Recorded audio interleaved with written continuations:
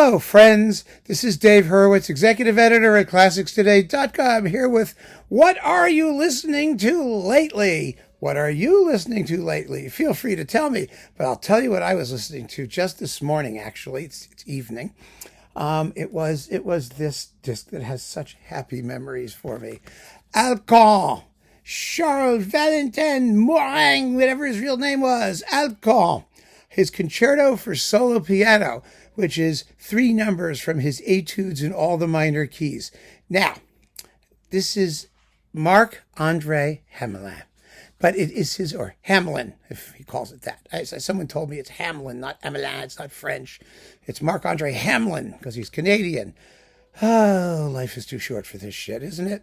Anyway, here's the bottom line. Back in the day, what? Come here.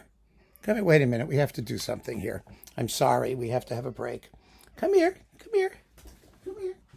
What a good girl. All right. Say hello. Mildred wants to play fetch. And when Mildred wants to play fetch, she gets quite boisterous.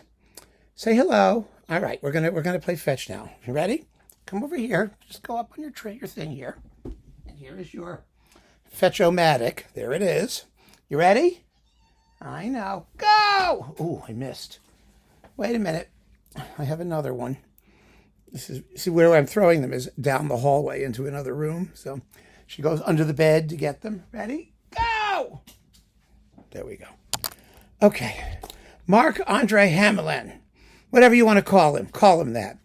He was originally, before he embarked on his insanely triumphant career as a virtuoso ne plus ultra on Hyperion, he was just a schmagegi guy from Canada who made some CBC recordings of Godowski, and he did an Ives Concord sonatas and some other things for that American label is that I just forgot the name of, which will come to me, and he did this.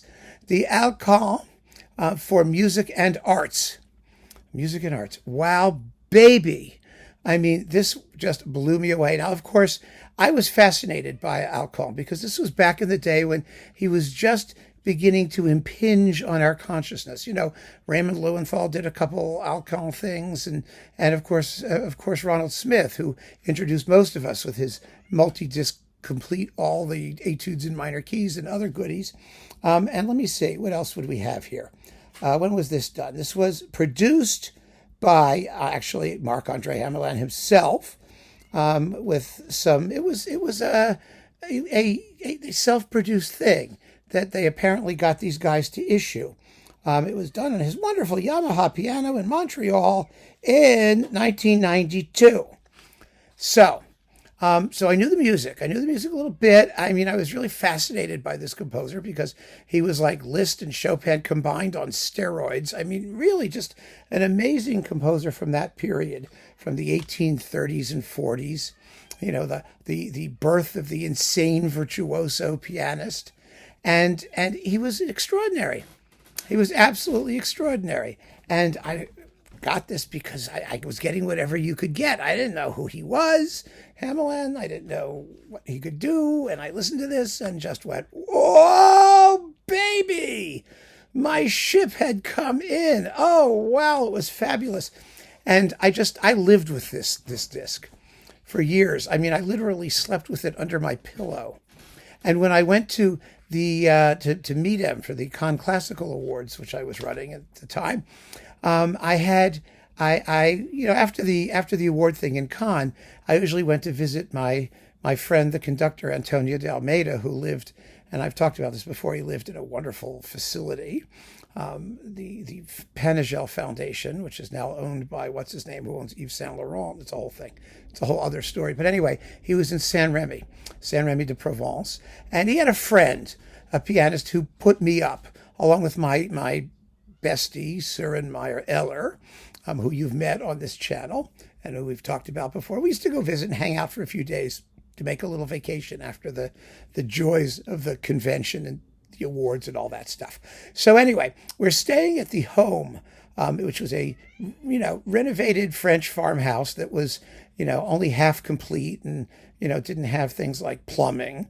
And we were staying there. It was very kind of him to put us up, though. He and his American wife. He was one of these Russian pianist types who was kind of doleful and brooding and Byronic, and I brought this because I wanted a real pianist to hear this thing. I mean, nobody knew this stuff. So I said to him, I have this recording, I'd like you to listen to it. He had the score. I mean, he had a huge library of music. I mean, he was a serious guy, and he'd made some recordings, and he was very, very good, and a very, very serious artist. I mean, he was, took himself more seriously than anyone else did, probably. But that's not the point. So he pulls out the score, and I put this on, and I watched his face fall as it went on and on and on. And Hamelin played the thing like it was no problem at all. I mean, it's just a brilliant performance. I kind of prefer it maybe for sentimental reasons to his Hyperion remake, although both are astounding.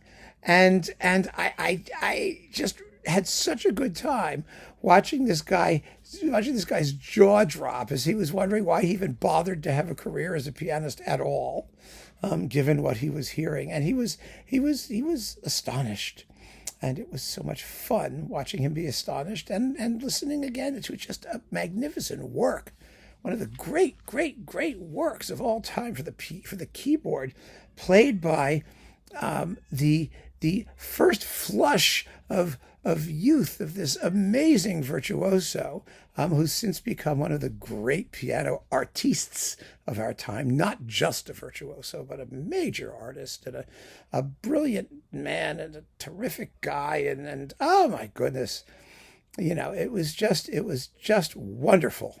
Absolutely wonderful. So I have great sentimental attachment to this disc, and I pull it out fairly regularly and plonk it on just to be happy.